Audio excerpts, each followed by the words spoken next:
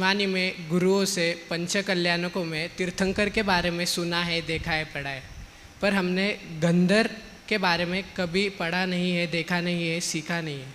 तो गंधर कौन है, उनका जैन धर्म में क्या महत्व है और वो कैसे बने?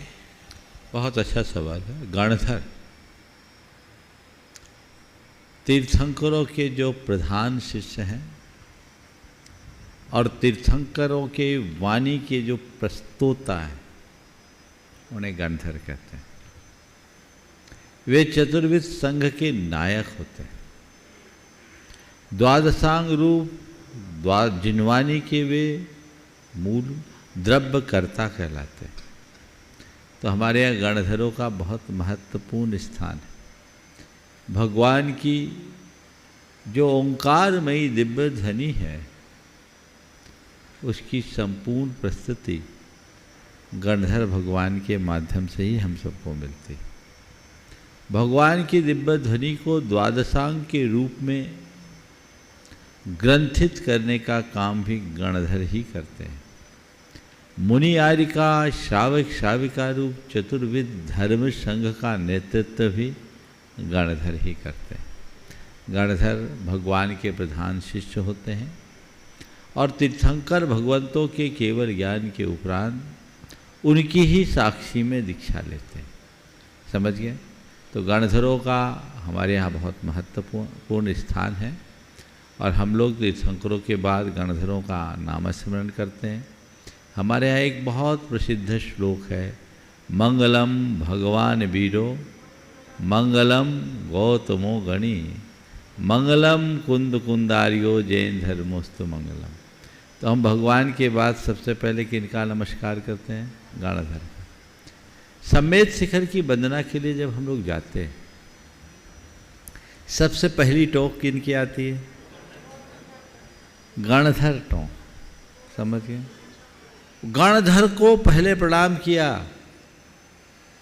क्योंकि गणधर को गणपति भी कहा जाता है, गणनायक भी कहा जाता है। वही हमारे गणेश हैं, क्योंकि वो बुद्धिदादी रिद्धियों के स्वामी हैं। इसलिए हमारे यहाँ गणधर की बड़ी महिमा है।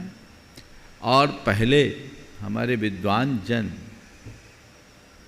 जब भी कहीं कोई मांगलिक कार्य होता था तो उसमें लिखते थे, गौतम स्वामिने नमः, गौतम गणेशाय नमः, श्री महावीराय नमः, गौतम गणेशाय नमः। आपने देखा होगा आज के, हाँ, बही खाता में भी लिखते थे, घरों में भी लिखते थे।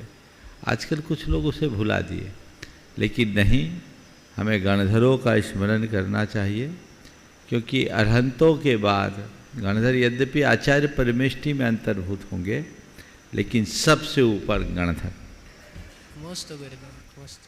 लीजिएगा चिंकी जैन मधुबन से, और तैयार रहेंगे गुरुभक्त अनिमेष गौमिया। महाराज श्री के चरणों में त्रिबार नमोस्तु नमोस्तु नमोस्तु। छुल्लक जी के चरणों में इच्छा में इच्छा में इच्छा में। महाराज श्री, मेरा प्रश्न ये है, एक माँ एक बच्चे को 9 महीने अपने कोख में रखती है, उसे बड़ा करती है, उसे पालती है, तबीयत खराब होने पे उसकी सेवा करती है, फिर जब माँ बीमार होती है तो वो बच्चा उसकी सेवा करता है। लेकिन दीक्षा लेने के बाद उस माँ का उस बच्चे पे से नियम कैसे हट जाता है? ना वो उसे छू सकती है, ना वो मतलब जो दीक्षा लिए हैं, ना वो उन्हें छू सकते। तो ये कैसा नियम है संसार का? देखिए, माँ ने जन्म दिया, निश्चित माँ का बच्चे पर उपकार होता है, और माँ और बच्चे का पारस्परिक जुड़ाव और लगाव भी होना भी चाहिए। लेकिन आपने पूछा है कि दीक्षा के बाद ये सब कैसे छूट जाता है? सबसे पहला हक तो माँ का ही होता है ना उस बच्चे पे। मैं पूछता हूँ, हमने आज जन्म लिया तो किसी माँ को छोड़कर आए कि नहीं आए? अपनी पीछे की माँ से कोई संबंध तुम्हें याद है? नहीं है ना? तो दीक्षा भी एक नया जन्म है। उस 9 जन्म के बाद पुराने सारे संबंध छूट जाते हैं। पर महाराज जी, वो सुनो माँ तो पूरी बात, पूरी बात सुनो। दीक्षा के संस्कार का मतलब ही नया जन्म लेना। किसी साधु के दीक्षा के बाद नामकरण क्यों बदल दिया जाता है? ये नया जन्म है। वैदिक परंपरा में तो दीक्षा लेने वालों को अपना पिंड दान करना पड़ता है जीते जी। तो ये 9 जन्म हो गया, 9 जन्म हो गया तो पूरे सारे संबंध गए। अब उनके साथ वही संबंध है जो आम भक्तों के साथ। तब वो माँ नहीं रही और सामने वाला पुत्र नहीं रहा, तो फिर जब माँ ही नहीं तो माँ जैसा व्यवहार कैसा, और पुत्र ही नहीं तो पुत्र जैसा भाव कैसा। समझ गए? तो ये नया जन्म है, आध्यात्मिक जन्म। आध्यात्मिक दृष्टि से देखा जाए, न कोई जननी है न कोई जन, न कोई माँ है न कोई बेटा। आत्मा अजर अमर अविनाशी है, वो दृष्टि रखो।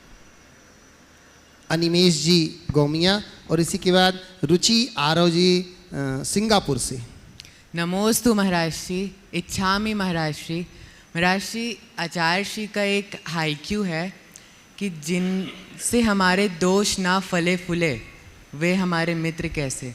जैसे कि एक सिगरेट पीने वाला एकदम देखा जाता है कि तुरंत में मित्र बन जाते हैं, तो ये कैसे? आचार्य श्री के हाइकू को आपने पढ़ा, थोड़ा चूक गए।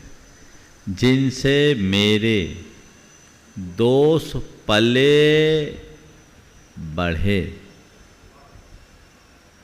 जिनसे मेरे दोष पले बढ़े वो मित्र कैसे। समझ गए? तो मित्र वो मित्र नहीं जिनसे हमारे दोष फले वह बढ़े। सच्चा मित्र वही है जो हमें दोषों से दूर करे, जो दोषों को पोसता हो मित्र के रूप में शत्रु है। इसलिए ऐसे लोगों से सुरक्षित दूरी रखो। जिनका आचार विचार व्यवहार खराब हो उसके संग को कुसंग कहते हैं, और कुसंग में रहने वाले की दुर्गति होती। तो कुसंग से बचो, सत्संग में रहो। समझ गए? तो जिनसे मेरे दोष फले बढ़े वे मित्र कैसे, इस बात को ध्यान रखो। नमोस्तु महाराज। इच्छा प्रामाणिक पाठशाला जो कि देश के बाहर रह करके भी जिन्होंने अनेक बच्चों को संस्कारित किया है, रुचि जी आरव जी सिंगापुर से। और इसी के बाद तैयार रहेंगे, निवेदन करूंगा हमारे बीच में गुणायतन मंत्री हमारी लता जी के दोनों पोते यहाँ पर हैं, तुभ्यम जैन अनन्या जैन। नमोस्तु महाराज श्री। महाराज श्री, मेरा प्रश्न ये है कि बहुत कम समय में आपके आशीर्वाद से प्रामाणिक पाठशाला बहुत लोकप्रिय हुई है, तो हमारी टीम में इसको और आगे बढ़ाने की बहुत सारी योजनाएं हैं। हम इसे फलस्वरूप दे पाएँ, इसके लिए हमें कुछ गुरु मंत्र दीजिए।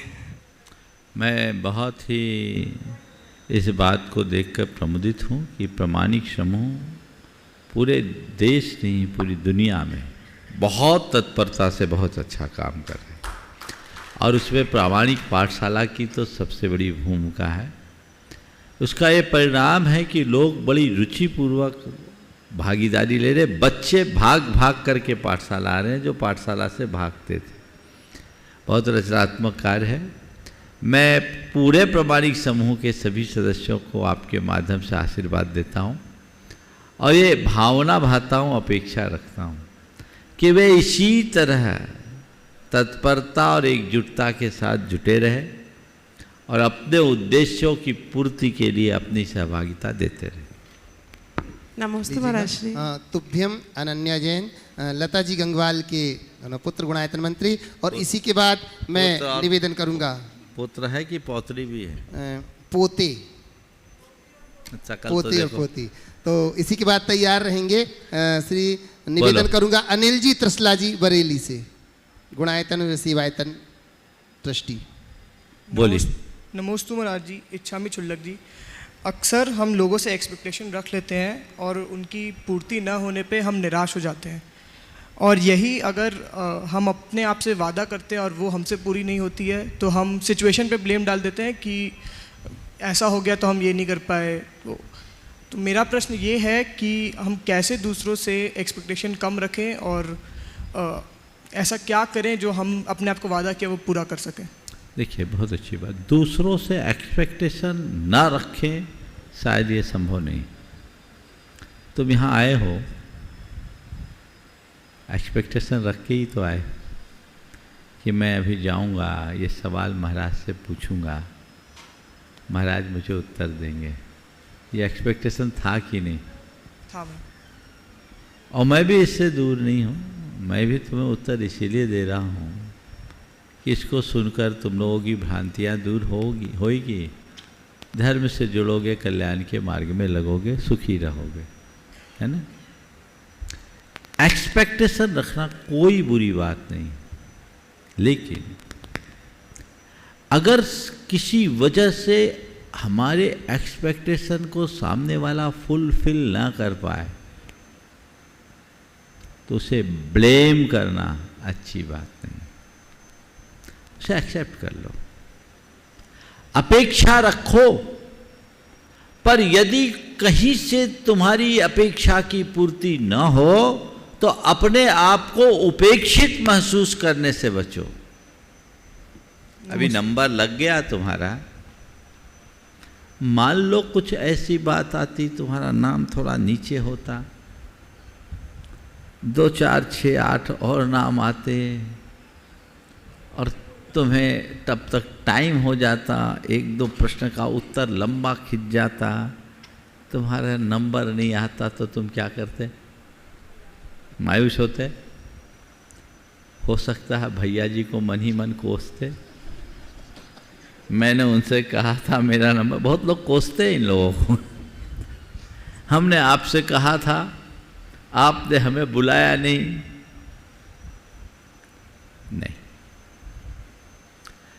अगर सामने वाले ने इंटेंशनली तुम्हें नहीं बुलाया तो बात जुदी है। कई बार ऐसा होता है, नहीं बुलाया और नहीं बुला पाया, 2 अलग अलग सेंटेंस है। नहीं बुलाया उसमें उसकी गलती दिखती है, लेकिन नहीं बुला पाया इसमें कोई परिस्थिति भी दिखती है। तो जब भी किसी से कोई एक्सपेक्टेशन रखो, यदि उसकी पूर्ति हो जाए तो कोई बात ही नहीं, और पूर्ति ना हो तो नेगेटिव मत सोचो, पॉजिटिव सोचो शायद वो नहीं कर पाया, कोई बात नहीं, हम अपना कर लेंगे। एक्सपेक्टेशन कम से कम रखो, और एक्सपेक्टेशन रखने के बाद वो फुलफिल हो ही, ऐसा दुराग्रह समझते हो? इस बात को बहुत ज़्यादा क्या बोलेंगे अंग्रेजी में, हमारी अपेक्षा की पूर्ति हो ही, इसके लिए शब्द ऐसी जिद मत रखो, वो भी हल्का शब्द है, हाँ, अडामेंट शब्द नहीं। एक्सपेक्टेशन फुलफिल हो ऐसा एक्सपेक्ट मत रखो। चलो हिंदी में ही समझ लो, मैंडेटरी, हाँ चलिए। तो ये चीजें होती तो सुखी रहोगे, ठीक है। अब दूसरा, हम खुद से कोई वादा करते हैं, पूरा नहीं होता तो सिचुएशन पर डाल देते हैं, ये तो हमारी बेईमानी है मन। हम कमिटमेंट के धनी बने तो ये बेईमानी कभी नहीं होगी, समझ गए? मन में ठान ले कि मैंने जो भी कमिटमेंट किया है, चाहे खुद के साथ या औरों के साथ, उसे पूरा करना है, ठीक है। नमस्ते। अनन्या जी, और फिर इसके बाद निवेदन करूंगा। नमोस्तु महाराज जी, इच्छामी चुल्लक जी। कभी साहिल पर यकीन था उसे, कभी यकीन था कश्ती पर, कभी साहिल पर यकीन था उसे, कभी यकीन था कश्ती पर। जब तूफान आया सामने तो महज खुद की काबिलियत ही काम आई। जब तूफान आया सामने तो महज खुद की काबिलियत काम आई। महाराज जी, बचपन में हम बहुत कुछ सीखते हैं और हमारी एक पर्सनालिटी डेवलप हो जाती है। फिर बड़े होते होते हम नई चीज़ें देखते हैं और हम खुद में चेंजेस लाते हैं। कई बार वो पॉजिटिव चेंजेस भी होते हैं। हम अपने बारे में सोचने लगते हैं और ऐसा करने पर हमारे आसपास के लोग जब हमारे अंदर इतने चेंजेस देखते हैं तो वो बातें भी बनाते हैं और शायद उस चीज़ों को पसंद भी नहीं करते हैं। ऐसे में हमें लोगों को खुश रखना चाहिए कि अपने ही इम्प्रूवमेंट में रहना चाहिए। लाइफ का अल्टीमेट गोल क्या होना चाहिए? बहुत अच्छी बात है। देखो, चेंजेस तो सब में आते हैं। Change is the nature of the nature. Change आएंगे, ठीक है ना। लेकिन चेंज दो तरह का है। एक चेंज वो है जो नेचर से होता है और एक चेंज वो है जो हम अपने प्रयासों से करते हैं। एक चेंज प्रकृति लाती है और एक चेंज हम अपने पुरुषार्थ से लाते हैं। तो बच्ची से बड़ी हो गई, ये जो चेंज है ना, मुझे तो अभी भी इतनी सी दिखती है। ये तुमने अपने दम पर नहीं किया है, नेचर ने बदल दिया, प्रकृति ने बदल दिया। लेकिन इस बीच तुमने अपना जो टैलेंट बढ़ाया, अपनी पर्सनालिटी में डेवलपमेंट किया, जो पाया, जाना, सीखा, संस्कार पाया, अपने स्वभाव और बर्ताव में बदलाव लाया, ये सारा जो परिवर्तन है तुम्हारे पुरुषार्थगत परिवर्तन। और मनुष्य को सदैव अपने आप को निखारने के लिए प्रयत्नशील रहना चाहिए, एफर्ट करते रहना चाहिए, अपने आप को निखारने के लिए, अपने आप को सुधारने के लिए। पर इसे रचनात्मक दिशा दो, सकारात्मक दिशा दो। मैं अपने भीतर ऐसा बदलाव लाऊं जिससे मेरी उन्नति हो। हमें प्रोग्रेसिव बनना चाहिए। ऐसा कोई काम न करूं जिससे मुझे मेरा पतन हो, मुझे नीचे देखना पड़े। तो यदि मैं सकारात्मक दिशा में खुद से आगे बढ़ रही हूं या बढ़ रहा हूं तो मुझे किसी प्रकार की परवाह करने की जरूरत क्या है। लोग अगर कहते हैं तो उनकी बात की समीक्षा करो, क्या वो सही कह रहे हैं। यदि उनकी बात में हमें अपनी भलाई दिखती है तो स्वीकार करके अपना सुधार करो, और यदि उनकी बातों में हमें कोई सार नहीं दिखता तो उन्हें नज़रअंदाज करके आगे बढ़ चलो। यदि ऐसा करेंगे तो सब ठीक हो। निवेदन कर रहा हूँ अनिल जी तृष्णा जी वरेली से, गुणायतन और सेवायतन ट्रस्टी और नित्य शांति धारा के आयोजक, और साथ ही साथ अब निवेदन करूंगा मैं हमारे बीच में श्रीमान विनय जी जो कि अपनी पूरी टीम के साथ दिल्ली से हैं। अपना प्रश्न।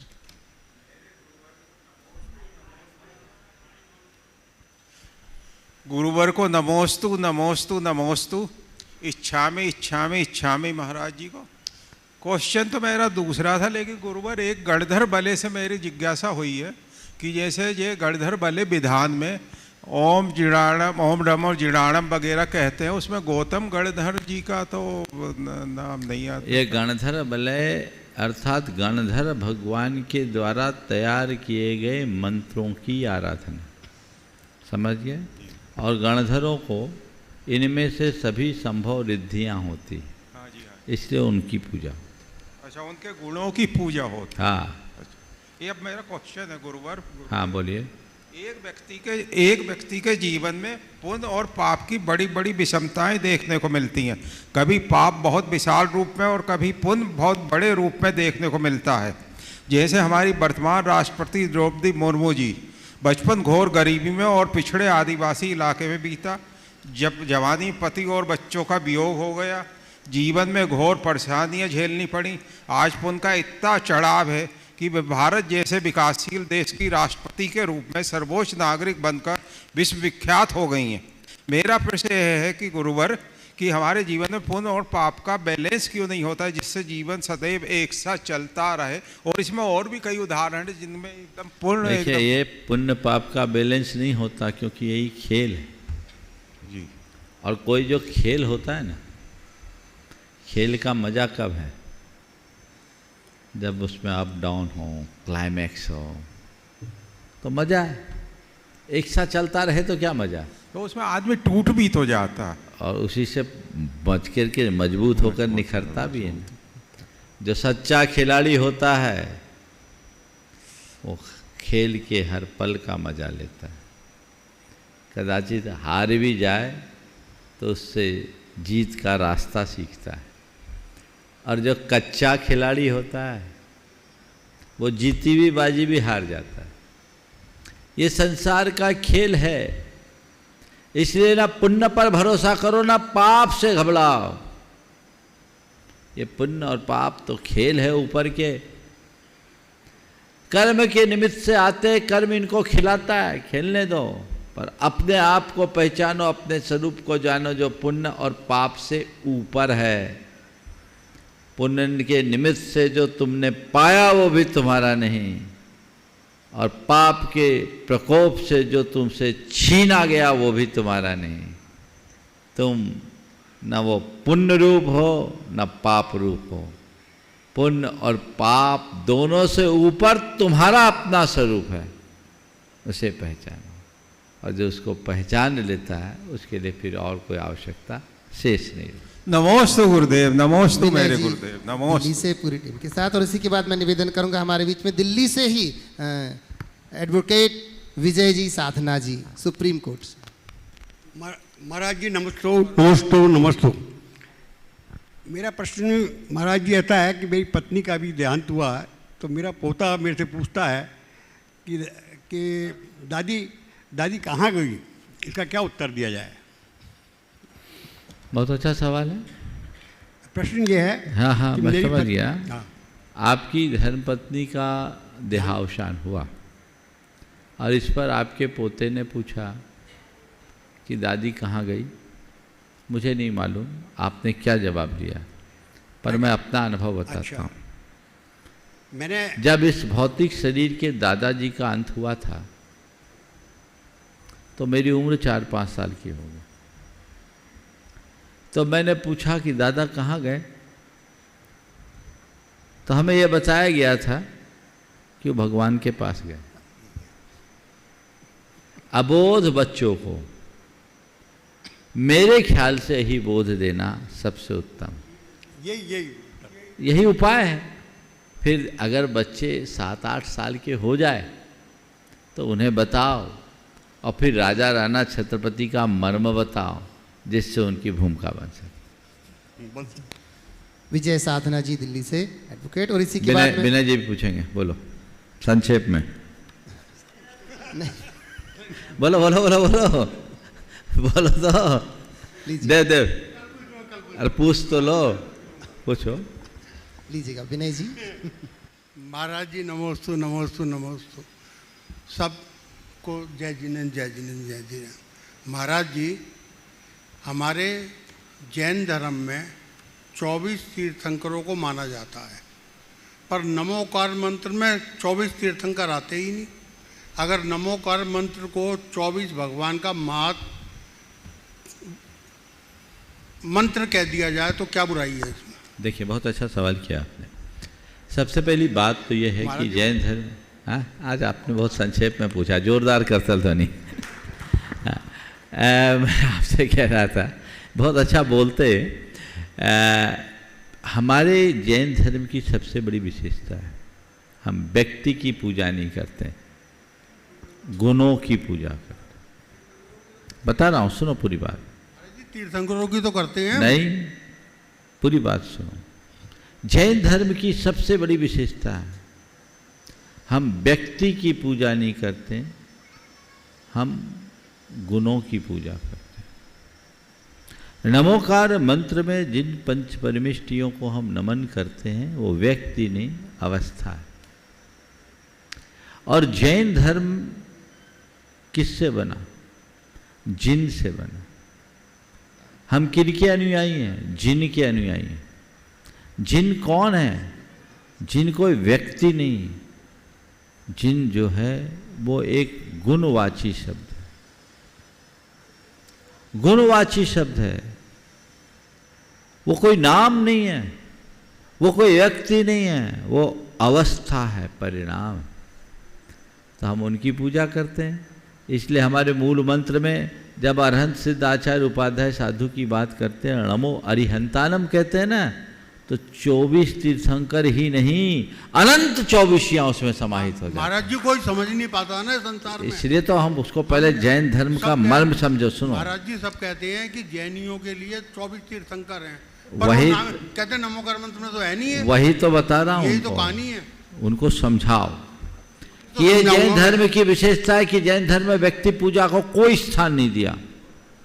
विष्णु को मानने वाला वैष्णव, शिव को मानने वाला शैव, बुद्ध को मानने वाला बौद्ध, ईसा को मानने वाला ईसाई, पर महावीर को मानने वाला जैन नहीं, आदिनाथ को मानने वाला जैन नहीं, पारसनाथ को मानने वाला जैन नहीं, जिन को मानने वाला जैन।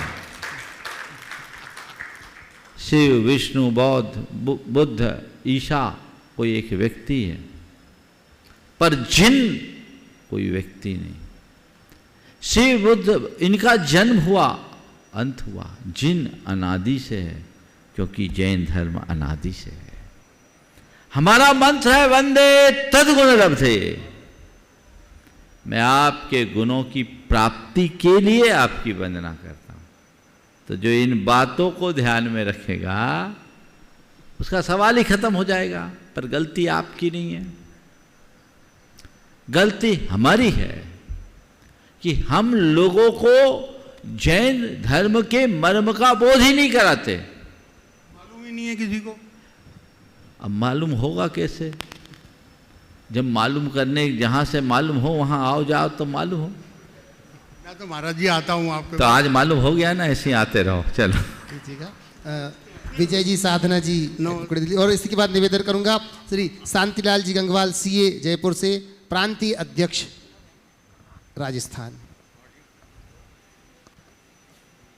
नमोस्तु महाराज श्री, नमोस्तु। इच्छामि महाराज जी, इच्छामि। महाराज जी, एक पुस्तक में पढ़ा था कि मनचाहा बोलने के लिए अनचाहा सुनने की आदत होनी चाहिए। तो महाराज जी उसमें आदत नहीं, ताकत लिखा हुआ था। हमने अपनी तरफ से आदत लिखा, लेकिन हमें ये कहा गया कि नहीं, वो अनचाहा सुनने के लिए ताकत चाहिए, आदत की जरूरत नहीं। बहुत अच्छी बात है। मन चाहा सुनने के लिए अनचाहा सुनने की ताकत होनी चाहिए। लेकिन महाराज जी साथ में उन्होंने ये भी लिख दिया कि इस बात के धनी कुछ ही लोग होते हैं। इस बात के धनी कुछ ही लोग होते हैं। देखो, दुनिया में ताकतवर लोग कम है, निर्बल लोगों से संसार भरा है। तो बात सही है, सुनिए। अनचाहा सुनना एक बहुत बड़े पराक्रम का फल है, कोई साधारण बात नहीं। जी महाराज। किसी व्यक्ति ने, एक बार एक युवक से बात आई, वो बहुत गुस्सैल था। तो एक संत का मिलना हुआ, उनने बोला, भाई तुम बहुत गुस्सैल हो, तुम्हें गुस्सा कम करना चाहिए।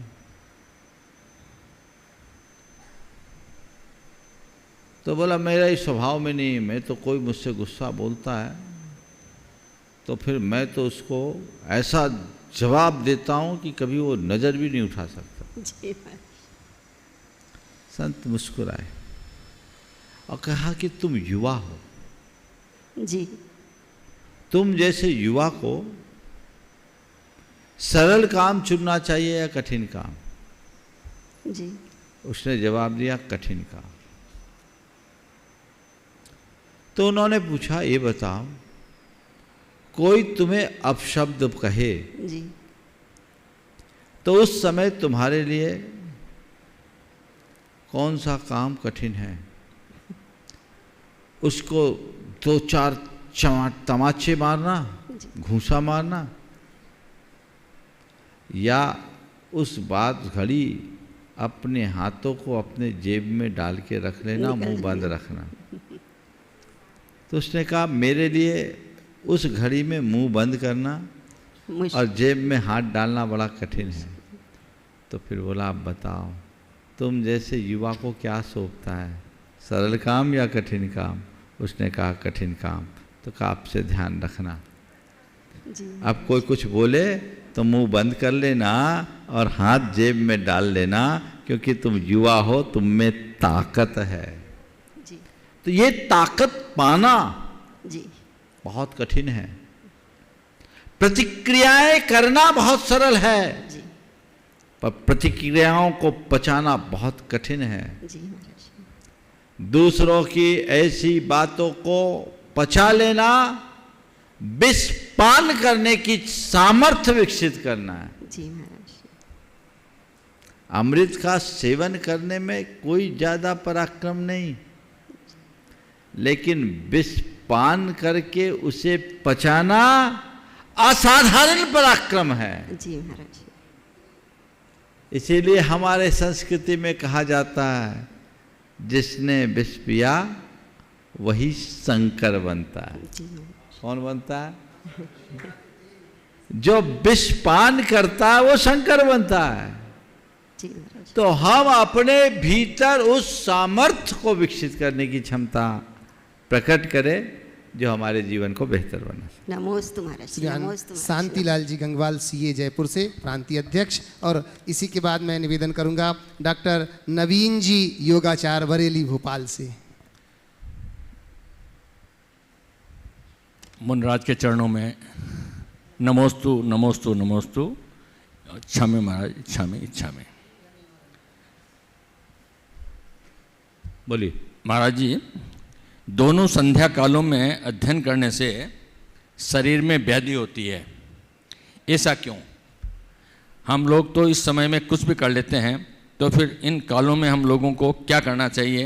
और ये दो संध्या काल, देखिए, संध्या काल जो है सूर्योदय और सूर्यास्त के समय का काल। सूर्योदय के 24 मिनट पहले और 24 मिनट बाद। सूर्योदय सुबह है, संध्या थोड़ी, और उसी को संध्या काल कहते हैं। और सूर्यास्त के 24 मिनट पहले और 24 मिनट बाद का जो काल होता है, ये दो घड़ी का काल संध्या काल कहलाता है। मध्याह्न में भी ऐसे एक संधि काल होता है। इन घड़ियों में सिद्धांत ग्रंथों का अध्ययन नहीं करना चाहिए। ये समय ईश बंधन, प्रभु स्मरण, भावना भावन, जप ध्यान का समय, पूजन आराधन का समय। इसलिए सिद्धांत ग्रंथों को संधि काल में पढ़ने का निषेध किया है। और चीज़ आप पढ़िए, बाकी अध्ययन कर लें। नमस्ते महाराज जी। नमस्ते महाराज। नवीन जी योगाचार बरेली भोपाल से, और निवेदन करूंगा सुनील जी रेखा जी CFO गुणायतन। नमस्ते महाराज श्री। महर्षि, विषय थोड़ा सा गंभीर भी है और चिंतनीय भी है। कोविड के बाद विशेषकर युवाओं को हृदयघात बहुत हो रहा है, और दूसरा काफ़ी संबंध उनका हाईलाइट हो जाता है, जो बॉलीवुड हैं या क्रिकेटर हैं, जो बड़े बड़े लोग हैं, उनका तो चर्चा में आ जाता है कि जिम करते हुए वो एक्सपायर हो गए हृदयघात से। तो माती एक बड़ा कारण ये, काफ़ी युवा भी जिम में जा रहे हैं। एक जो सप्लीमेंट्री सपोर्ट वो रहते हैं, जो सप्लीमेंट्री मतलब जो भी विटामिन कम है, जो हार्मोन्स कम है, तो न्यूट्रिशन जो भी दवाइयाँ चल रही हैं, उसका व्यापार देश में अरबों रुपए का है। वो फल नहीं खाएंगे, सप्लीमेंट्री जो भी चीज़ वो लेते हैं, और ये प्रचलित बहुत ज़्यादा हो गया हाई क्लास सोसाइटी में, और ये घटनाएं बहुत ज़्यादा हो रही हैं इवन सेकंड डोज के बाद। तो ये उसके कारण क्या है? एक तो डिप्रेशन तो है ही है, दबाव भी है, हृदयघात की घटना युवाओं में काफ़ी ये हो रही है। महाराज जी नमस्ते। देखिए, ये बहुत गंभीर चिंतन का विषय है, और लोगों को अपनी जीवन शैली में बदलाव लाना चाहिए। व्यक्ति को योग साधना से जुड़ना चाहिए, नियमित दिनचर्या करनी चाहिए, युक्ताहार विहारी होना चाहिए, खान पान में विशेष ध्यान रखना चाहिए। जब ऐसा ध्यान रखेंगे तभी उसका सही परिणाम आ सकेगा। इसलिए इन बातों पर पूरी गंभीरता रखना चाहिए, इस पर चिंतन भी होना चाहिए। हालांकि अभी इसके पूरे कारणों की सही समीक्षा नहीं हुई, न उन पर पूरा कोई रिसर्च आया है, लोग अभी से खोज रहे हैं। लेकिन ये बहुत चिंताजनक विषय है। लोगों का बिल्कुल जीवन शैली में बदलाव आना चाहिए, और जीवन जीने का कृत्रिम तरीका ना होकर नैसर्गिक तरीका अपनाना चाहिए। सप्लीमेंट्स लेने की जगह अगर डायरेक्ट हम वैसा भोजन ले तो हमारे लिए ज़्यादा गुणकारी होगा। नमस्ते। सुनील जी रेखा जी CFO गुणायतन, और इसी के बाद निवेदन करूंगा मैं आशा जी जैन सागर से।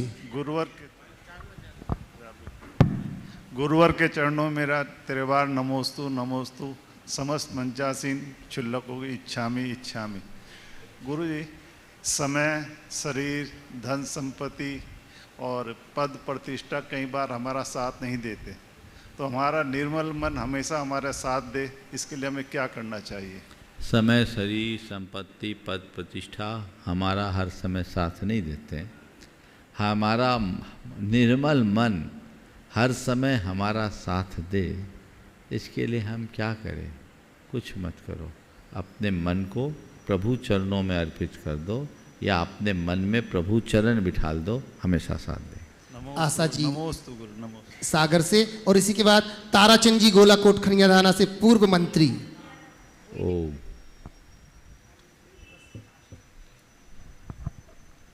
नमोस्तु महाराज श्री और नमोस्तु छुल्लक श्री जी। इच्छामी महाराज जी, मेरा एक प्रश्न है कि हम लोग रोज पूजा करते हैं और जब हम लोग विसर्जन करते हैं तो उसमें विसर्जन में आता है ओम ह्रीम श्रीम भाव पूजा भाव वंदना, त्रिकाल पूजा त्रिकाल वंदना, करे करावे भाव ना भावे। तो इससे आशय मुझे ये समझ में नहीं आता कि त्रिकाल पूजा तो हम लोग एक बार करते हैं और इसमें त्रिकाल 3 बार आता है और 3 बार वंदना से क्या आशय है? नमस्ते। भाव पूजा भाव वंदना, त्रिकाल पूजा त्रिकाल वंदना, करे करावे भावना। एक्चुअल में ये हमारे पूजा के विसर्जन का अंग नहीं है, ये पता नहीं कैसे जुड़ गया। तो पहली बात तो मैं ये कहूँगा कि ये पंक्तियाँ बोलना अच्छा है, लेकिन बोलना कोई ज़रूरी नहीं है। भाव पूजा भाव वंदना, हम जो भी पूजा पाठ करते हैं वो भाव पूजा से ही करते हैं। भावपूर्वक की गई पूजा का नाम भाव पूजा है, भावपूर्वक किए गए वंदना का नाम भाव वंदना है। कायदे से आपको त्रिकाल वंदना करनी चाहिए, सुबह, मध्याह्न में और सायंकाल। सुबह आप लोग मंदिर में जो पूजा करते हो सुबह की पूजा हो गई। शाम को कुछ लोग जो देव दर्शन कर लेते हैं उनकी शाम को होता, मध्याह्न में तो कोई जाता ही नहीं। तो मध्याह्न में नहीं जा पाओ तो घर में भाव वंदना कर लो, ऐसा प्रयास करना चाहिए। त्रिकाल वंदना, जैसे हम लोग त्रिकाल सामायिक भी करते, त्रिकाल वंदना भी करते, वैसा कर सकते हैं, पर ये ऐसा अनिवार्य नहीं। नमोस्तु आचार्य। ताराचंद जी गोलाकोट खनियाधाना से, सोनागिरी पूर्व मंत्री। और इसी के बाद मैं निवेदन करूंगा हमारी अग्रजा आदरणीय ब्रह्मचारिणी सुनीता दीदी जी बांसा। हे भगवान, आपके चरणों में त्रैवार नमोस्तु। छुल्लक जी के चरणों में इच्छामी इच्छामी।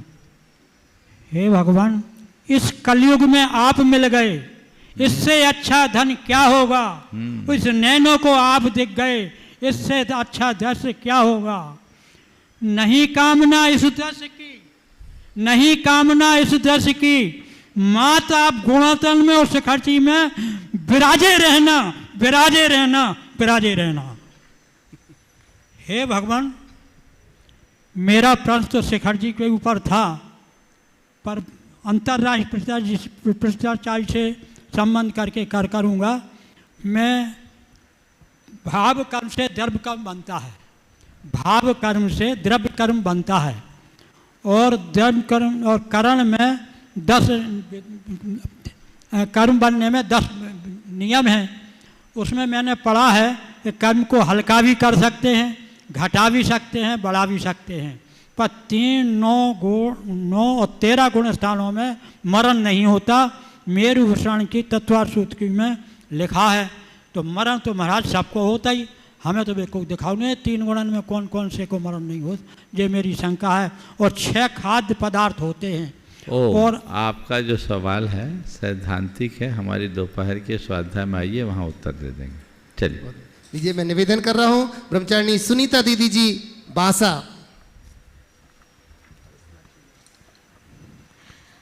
गुरुवर के चरणों में नमोस्तु नमोस्तु।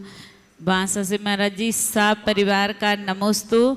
हम लोग जो प्रतिमा विराजमान करने जा रहे हैं उसके लिए हमारे पिताजी की तरफ से आपको त्रिवार नमोस्तु।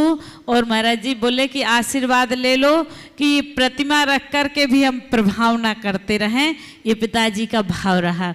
लेकिन महाराज जी हमारा अपना क्वेश्चन है कि अभी तो मुझे नहीं लगता है कि अहंकार है, लेकिन कभी हमारे अंदर स्वाभिमान के साथ में अहंकार ना आए किसी भी चीज़ का, तो हमें ऐसा क्या पुरुषार्थ करना चाहिए कि जिससे हमारे सरल परिणाम बने रहें? देखो, बहुत अच्छा सवाल है। अहंकार मन में ना आए, मनुष्य के जीवन की एक दुर्बलता है। जो जो उपलब्धियां बढ़ती है त्यों तो अहंकार आने लगता है। कायदे से उपलब्धियों के साथ विनम्रता बढ़नी चाहिए। आपने पूछा है अहंकार ना आए इसके लिए क्या करें?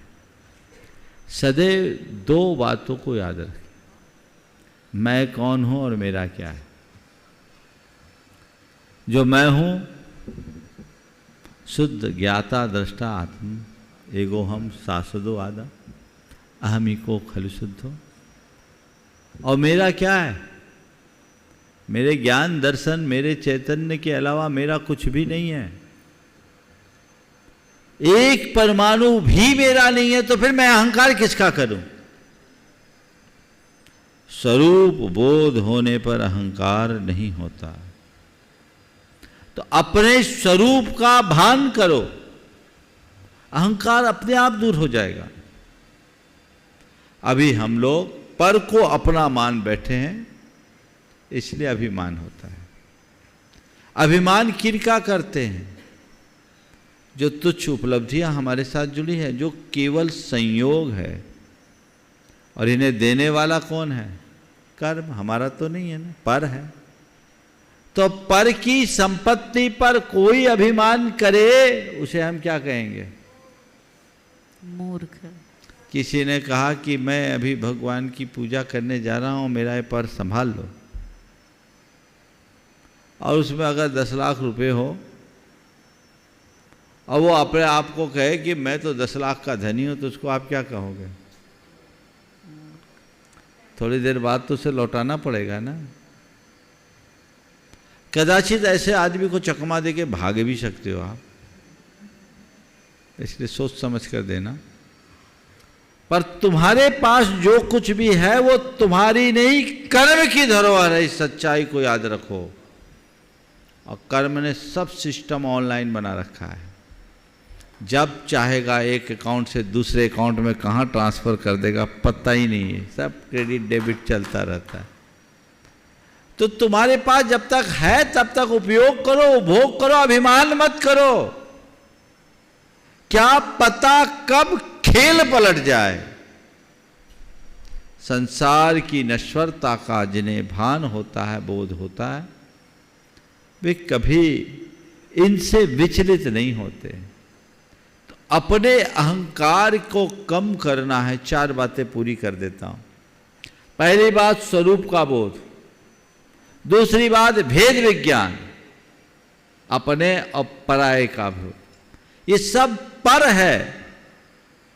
पर को पर मानोगे तो अहंकार नहीं आएगा, पर को अपना मानोगे तो अहंकार आएगा। तो पराये को अपना मानना अहंकार को जन्म देता है। इसलिए निज पर का भेद विज्ञान करो। सपना को सच मत मानो। संसार के सारे दृश्य को एक सपने की भांति देखो। सपना अच्छा लगता है जितनी देर हम सपने में रहते हैं, लेकिन कब तक? जब तक आंखें बंद है खत्म होगा। ये सपना कभी भी टूट सकता है। तो सपना को सपना मानो। और चौथी बात, विनम्रता को जीवन का आदर्श बनाओ।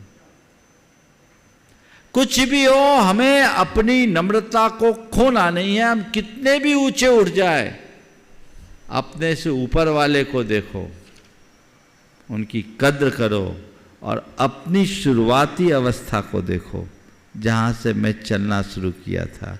मेरी ओरिजिनलिटी तो ये है। ये बातें यदि जीवन में घट जाए तो फिर अहंकार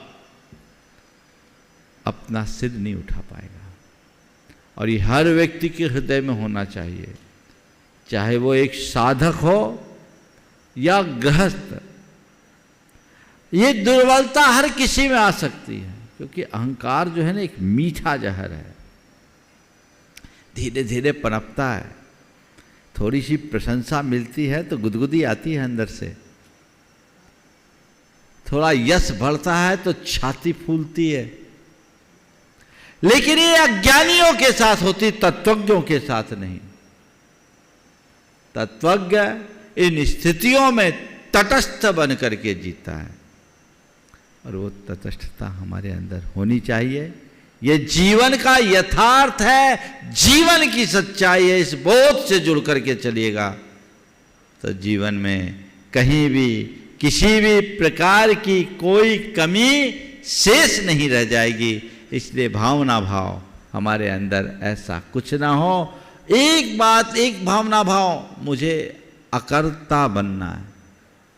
अकर्ता भाव, अकर्ता बुद्धि, भगवान से भावना है, भगवान मेरे अंदर अकर्ता बुद्धि बनी रहे, कर्ता बुद्धि ना आए, क्योंकि मैं कर्ता नहीं निमित्त हूं। बस मेरे निमित्त से जितना अच्छा हो सके वो मैं करूं, पर मैंने किया, ये कर्तृत्व का अहंकार मेरे हृदय में ना आ पाए। समय आप सबका हो गया, यहीं पर विराम। बोलिए परम पूज्य आचार्य गुरुवर श्री विद्यासागर जी महाराज।